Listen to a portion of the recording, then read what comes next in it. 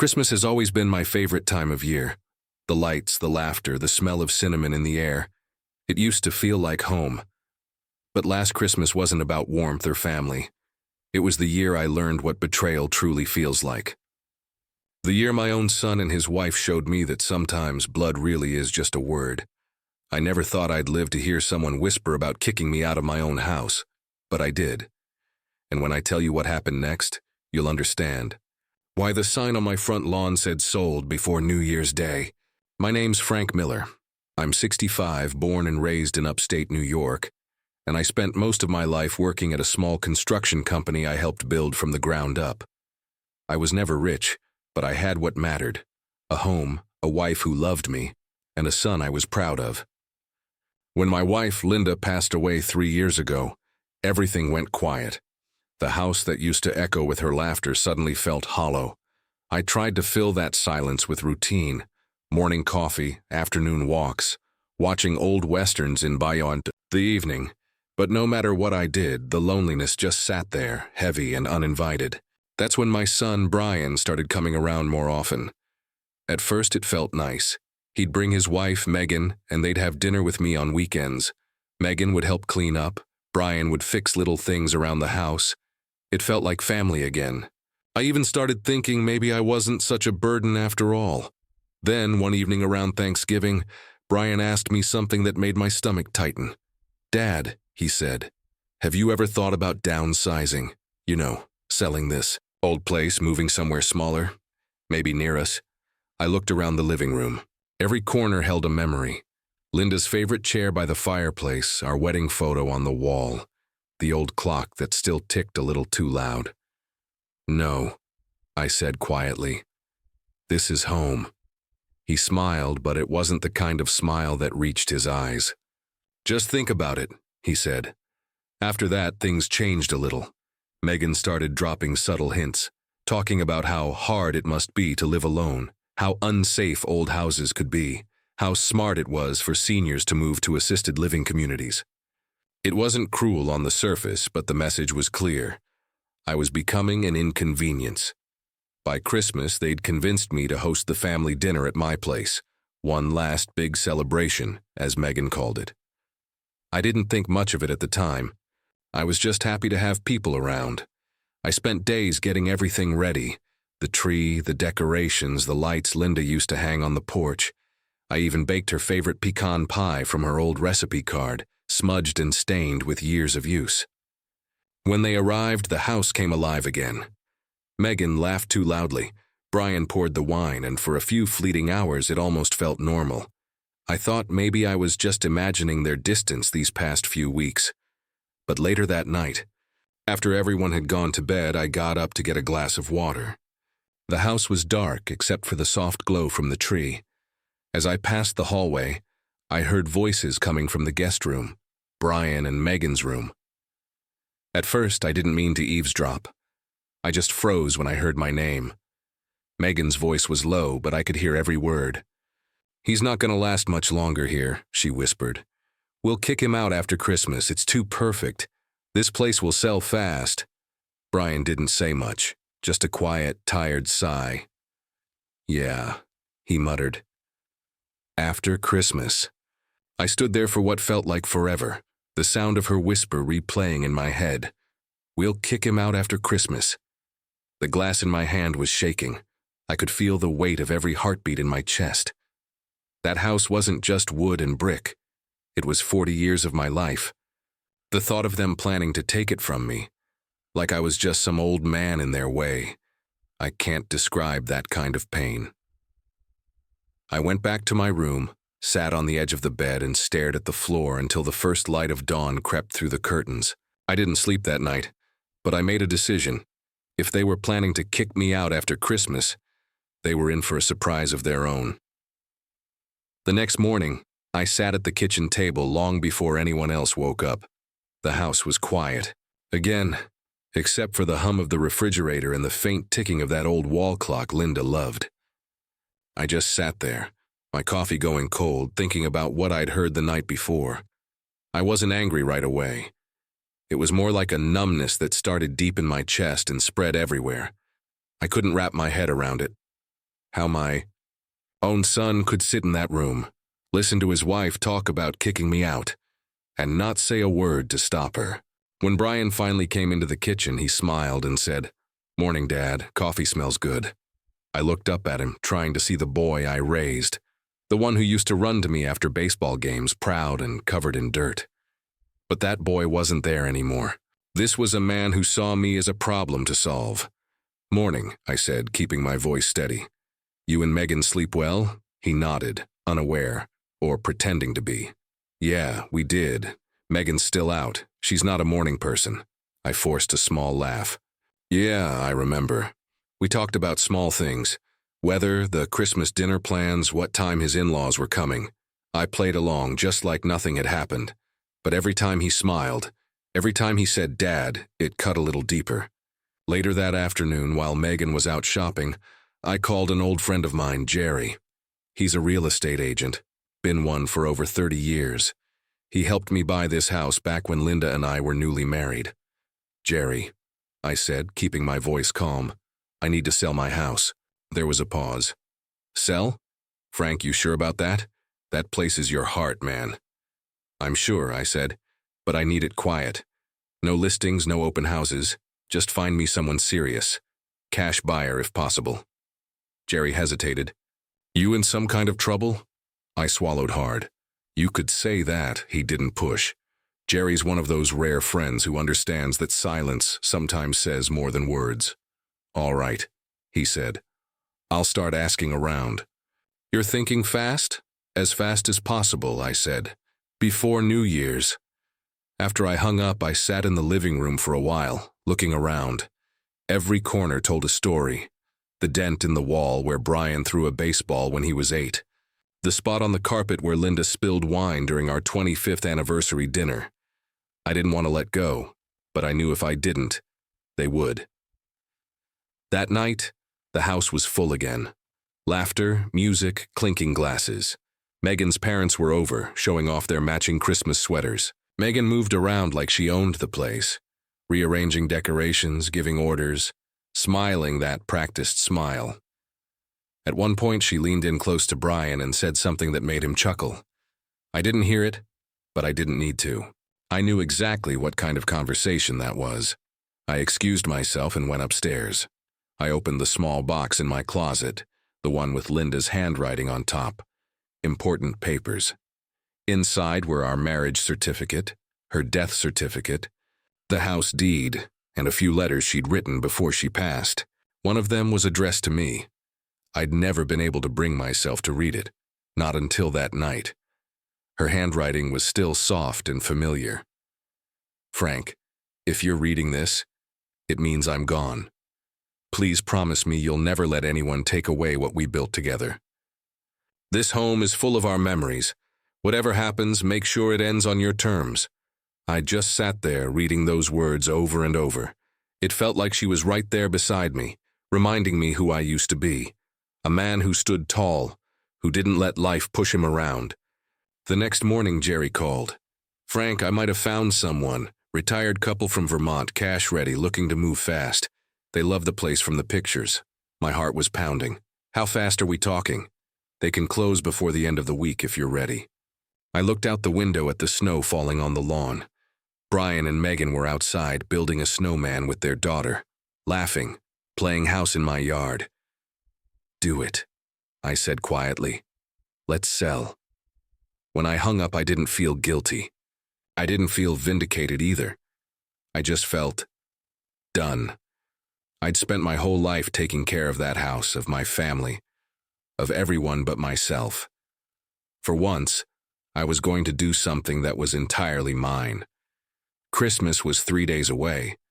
They had no idea what was coming, and I wasn't going to say a word until it was too late. Christmas Eve morning, the world outside was covered in a blanket of white. The neighborhood looked like one of those picture-perfect holiday cards. Kids playing in the snow, smoke curling from chimneys, laughter floating through the cold air. Inside my house, though, it was a different story. Every twinkle of the Christmas lights felt like a reminder of what I'd overheard. Megan was in full hostess mode. bustling around the kitchen, barking gentle suggestions at Brian. "Make sure your dad doesn't overdo it," she said, glancing my way with that forced smile. "We want him to rest after dinner," I smiled back. "Don't worry about me, sweetheart. I've got plenty of energy left." She had no idea how true that was. I'd already met with Jerry early that morning, down at the diner where Linda and I used to go every Sunday. He'd handed me a folder with all the final paperwork inside. I remember his face, part proud, part concerned. "Frank, once you sign this, the sale's official. No going back." "I know," I said, signing my name slowly, deliberately. "That's the point. By the time I left, the sale was locked in. The house, my house, would officially transfer ownership on December 27th, 2 days after Christmas. When I got back, Megan was decorating cookies with her daughter. Lily. She was 7, innocent and full of joy. She looked up at me and said, "Grandpa, look. I made one that looks like you." The cookie was lopsided, covered in too much frosting, but it made me laugh for the first time in days. "That's perfect, sweetheart," I said. "You're an artist." Moments like that made me second-guess myself. Ellie wasn't to blame for her parents' greed. She loved me. I could see it in her eyes. But I also knew what would happen if I did nothing. One day, she'd grow up thinking it was normal to throw people away when they're no longer useful. That night, we had the big Christmas Eve dinner. Megan's parents came over, loud and cheerful as ever. Brian poured drinks. Megan made a toast about family and fresh beginnings. I almost choked on the irony. I kept my calm, smiling, nodding, playing the role of the grateful old man. But under that calm was a storm brewing. Every time Megan touched the walls and said things like, "This house really could use a modern touch," I had to fight the urge to tell her the truth. When dinner ended, Brian pulled me aside in the hallway. "Dad, you doing okay?" he asked, his tone surprisingly gentle. "Yeah," I said. "Why?" He hesitated. "You've been quiet lately. Megan thinks you might be feeling lonely." I almost laughed. "Lonely?" The only thing I felt was betrayal. "I'm fine, son," I said. "Just thinking a lot. This time of year brings back memories, you know?" He nodded slowly, clearly uncomfortable. "Well, we've been talking," he began. "And after the holidays, maybe we can help you find a smaller place. Somewhere easier to manage." There it was. The first step of their plan. I smiled, calm as ever. "That's thoughtful of you, Brian. We'll talk about it after Christmas." He looked relieved, like I'd just made things easier for him. "Good, Dad, I think you'll be happier." As he walked away, I whispered to myself, "You have no idea how happy I'm about to be." Later that night, after everyone went to bed, I sat by the tree, watching the lights flicker. The house was silent again, just like the night I overheard their whisper. Only this time, I wasn't powerless. I took out my phone and opened the email from Jerry confirming the sale. "Congratulations, Frank," it read. "The new owners are thrilled. Keys transfer the morning of the 27th. Funds wired directly to your account." I leaned back in my chair, exhaling slowly. Relief, sadness, a touch of guilt. They all mixed together into something indescribable. Before heading to bed, I walked through every room one last time. Linda's old reading corner, the squeaky floorboard in the hallway, the guest room where my son and daughter-in-law were sleeping. I stopped at the door and listened. Megan was talking softly. "I can't wait to have this place," she whispered. "We'll finally make it ours." I smiled to myself. "Not this time," I whispered back, too quiet for her to hear. When I lay down, sleep didn't come easy. My mind replayed every memory that house had held. The laughter, the birthdays, the anniversaries, the nights Linda and I stayed up talking until sunrise.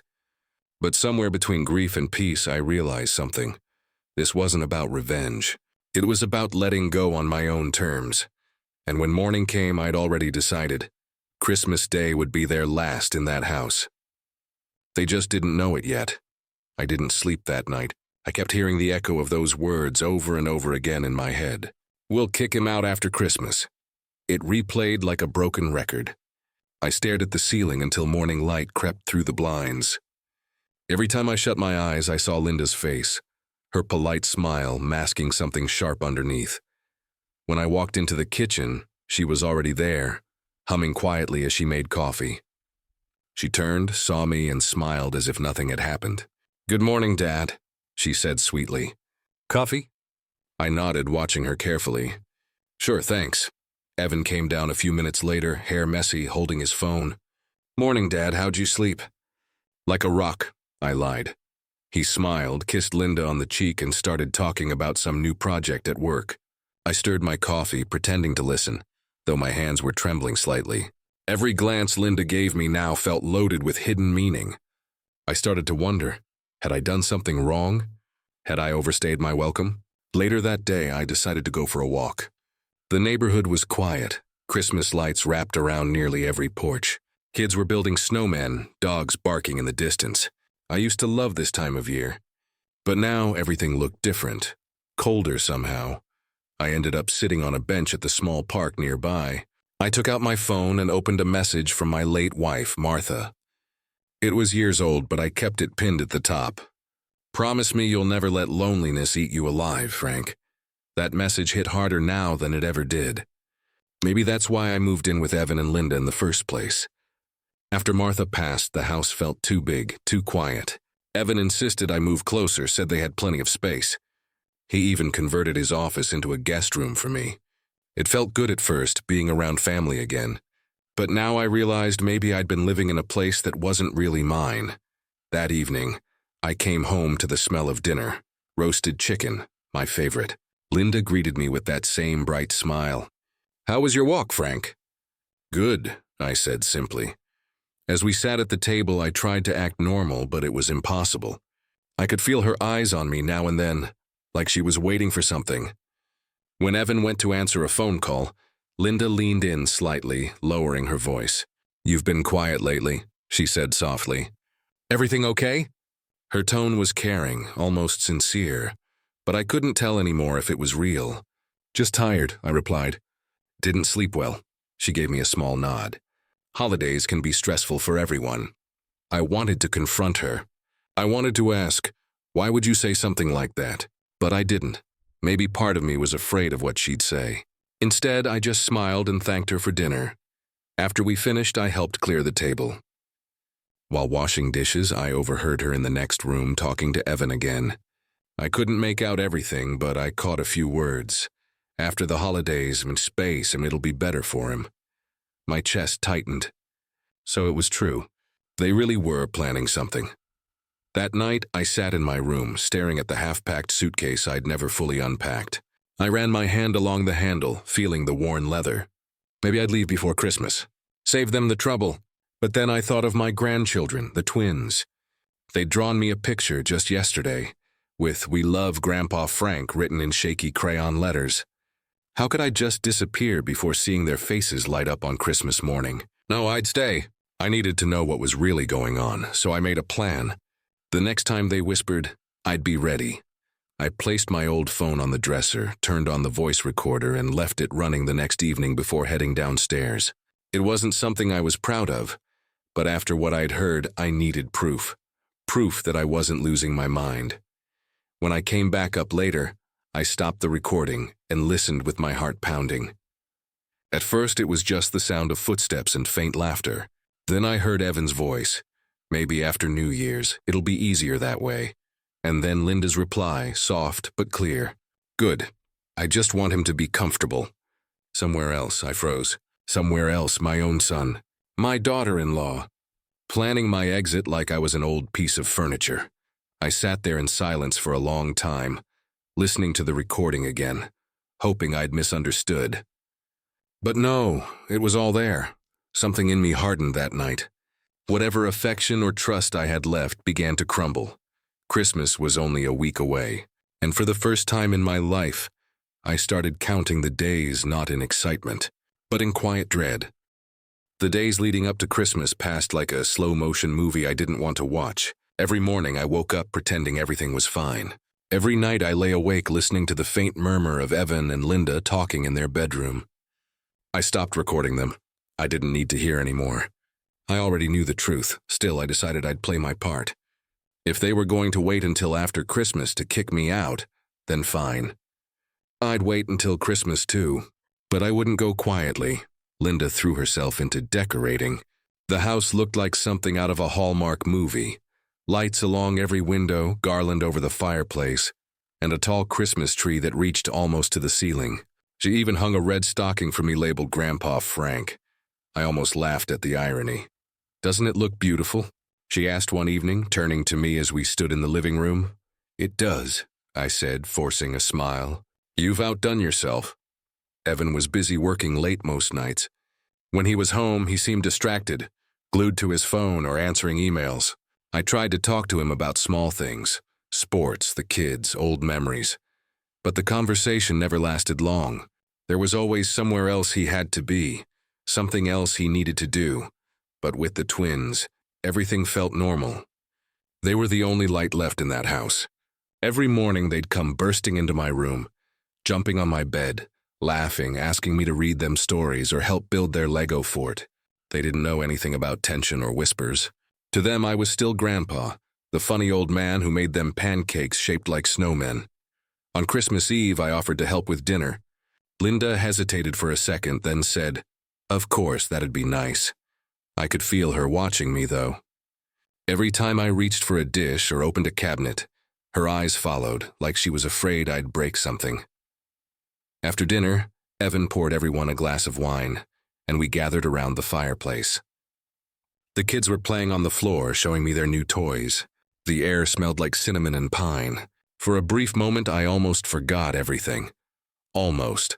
Then, when Linda stood up to get dessert, she leaned close to Evan and whispered something I barely caught, just one sentence.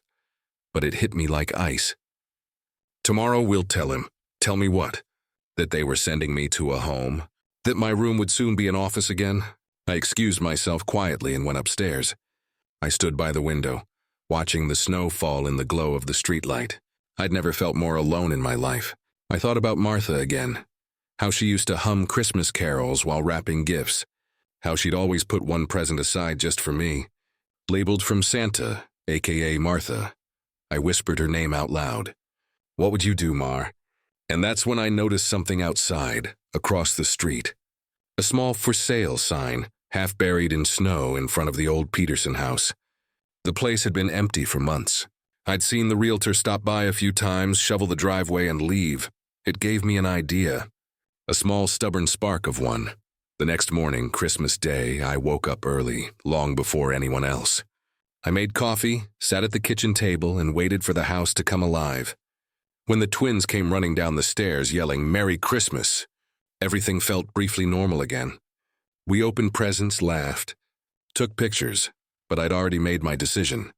That evening, after dinner, I slipped on my coat and went outside for some fresh air. I walked across the street through the snow and stood in front of the Peterson house. The "for sale" sign had a bright red sticker across it, "Sold." I stared at it for a long moment, then smiled. A slow, quiet smile, because what Evan and Linda didn't know was that I'd already bought it. 2 weeks earlier, before I'd overheard anything, I'd been looking into small properties nearby, just to feel independent again. I never told them because I didn't want to hurt their feelings. But now, that decision had turned into something far more poetic. They thought they were planning to kick me out after Christmas. But after Christmas, I'd be the one walking out, on my own terms. I turned back toward the house, the windows glowing with warm light, laughter spilling faintly into the cold air. Inside that house was my son, the boy I raised, the man who now looked at me like I was an inconvenience. And yet, I didn't feel anger anymore.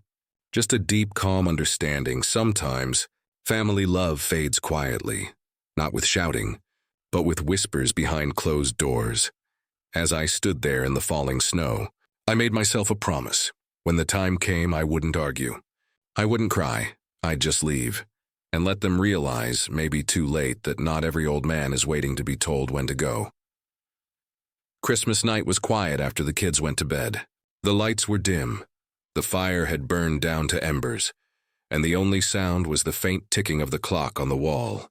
I sat alone in the living room, my glass of whiskey untouched, just staring at the glow of the dying fire. Linda had gone upstairs early, claiming she was tired. Evan stayed up a bit longer, but he barely spoke to me. When he finally turned off the TV and started heading to bed, he paused at the foot of the stairs. "Dad," he said, his voice uncertain. "Thanks for being here today. The kids, they really love having you around." I smiled faintly. "I love being here, son." He nodded awkwardly, then disappeared upstairs. I stayed there for another hour, thinking about everything that had led us here. The whispers, the fake smiles, the way he couldn't look me in the eye anymore. I didn't hate him. I wanted to, but I couldn't, because I remembered being his age. Stressed, tired, trying to hold a family together, balancing bills and dreams and guilt. I knew what that weight felt like. I just never imagined I'd become part of it. The next morning, the house was a mess of torn wrapping paper and half-eaten cookies. Linda was cleaning up, and Evan was already on his laptop working on something.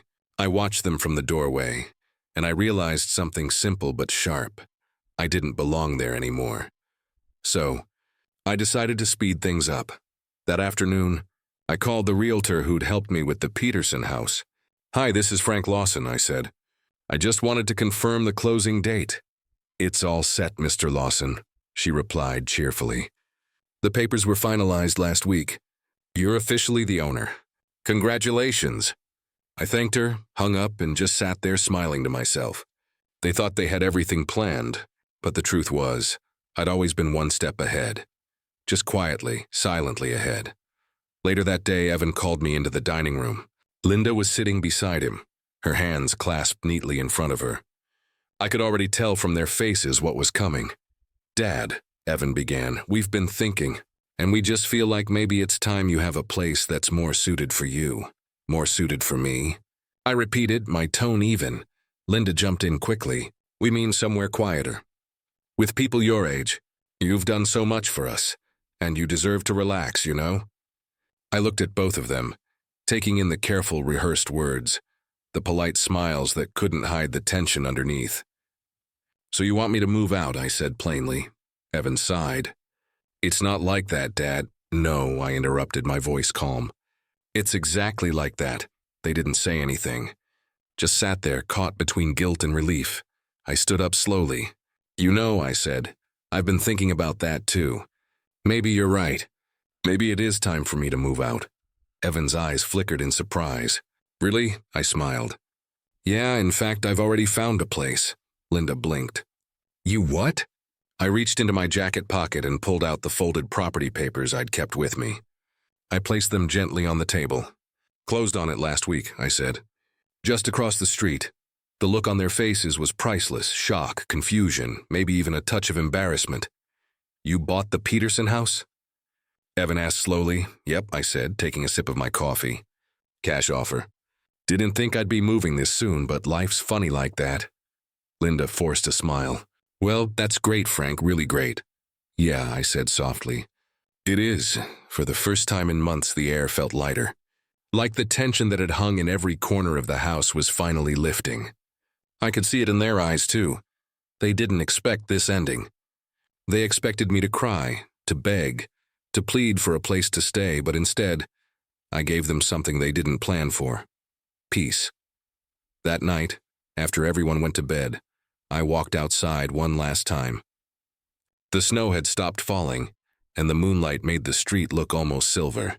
I stood in front of the sold sign again, my breath clouding in the cold air, and I laughed quietly to myself, because the truth was, that house wasn't just a new home. It was freedom. It was dignity.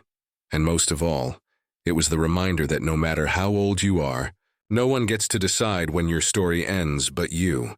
When I finally walked back inside, I saw Evan standing at the window watching me. He didn't say anything, and neither did I. We just looked at each other for a long moment. There was something in his eyes that hadn't been there in a while.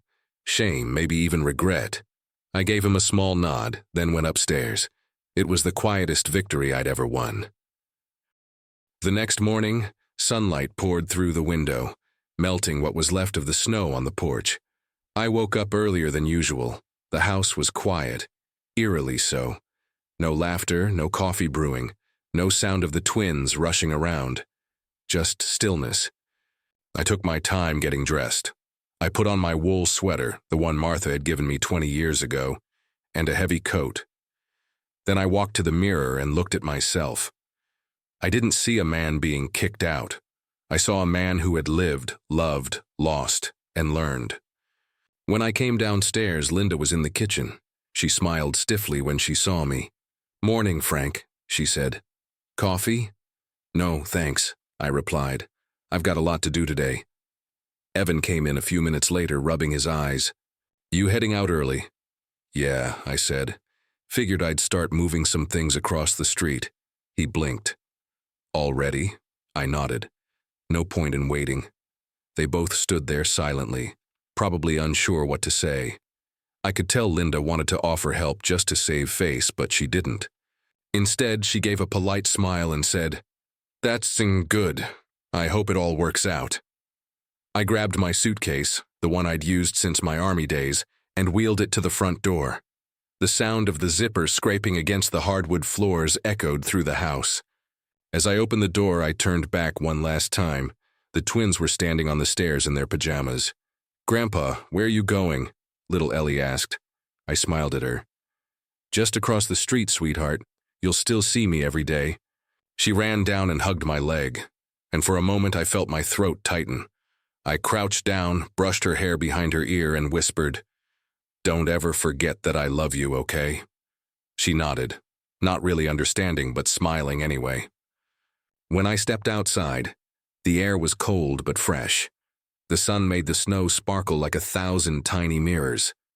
I walked slowly across the street, my boots crunching in the snow, the house behind me growing smaller with every step. And then I stopped in front of the Peterson house, my house now. The sold sign was still there, leaning slightly to one side. I reached out and pulled it out of the ground, tossing it into the snow. I stood there for a minute, just breathing. The place wasn't much, empty, dusty, and quiet. But it was mine. No whispers, no pity, no pretending. Just peace. I unlocked the door, stepped inside, and set my suitcase down in the middle of the floor. The rooms echoed with emptiness, but it didn't feel lonely. It felt clean, honest. As I looked around, I thought about the years I'd spent building a life for my family. The house I bought, the meals I cooked, the birthdays I never missed. I thought about how love can twist when gratitude fades, how sometimes even your own blood can forget what you've given them. But I also thought about Martha, her laughter, her warmth, her patience. She would have told me to forgive, to move on, to keep my heart soft even when the world turned cold. So I decided that's exactly what I'd do. I spent the next few hours unpacking the few things I'd brought, some clothes, my record player, a box of old photographs. I set a picture of Martha on the mantel and whispered, "Well, Mar, looks like it's just you and me again." The house creaked in the wind, almost like it was answering. That evening, I stood by the window with a cup of coffee, looking across the street. From my new living room, I could see the old house perfectly. Through the glowing windows, I could make out Evan helping the kids with their toys, and Linda moving around the kitchen. It looked warm, happy, like the family Christmas everyone dreams of. And for once, I didn't feel bitter. I just smiled, because they had their house and I had my freedom. A few days later, Evan came by. He stood awkwardly at the door, holding a box of my books. "Hey, Dad," he said quietly. I thought you might want these." "Thanks," I said, taking the box. He hesitated. "The kids miss you already." I nodded. "They'll figure out the way here soon enough." We both chuckled softly, then fell into a silence that said more than words could. He finally looked at me and said, "I'm sorry. For everything." I just put my hand on his shoulder. "You've got a family to raise, son. I get it. Just don't forget what it means to be one." He swallowed hard and nodded. After he left, I sat by the fireplace, listening to the quiet crackle of the flames. And for the first time in a long time, I felt at peace. Not the kind that comes from getting even, but the kind that comes from letting go. The truth was simple. They'd planned to kick me out after Christmas, but life doesn't always play out the way people plan.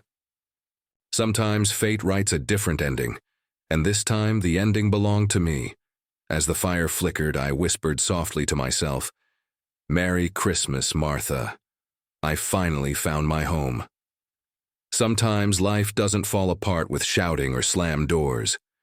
Sometimes it happens in whispers, in quiet moments when the people you love most stop seeing you as family and start seeing you as furniture. But what they forget is that even old furniture remembers how to stand. My son and daughter-in-law thought they were planning my ending, waiting for the right time to push me out of the home I built with my own hands. But fate had other plans. While they were whispering behind closed doors, I was already writing a new beginning, and when Christmas came, I didn't lose anything. I simply walked away, with my dignity, my peace, and the keys to a new home that carried no secrets.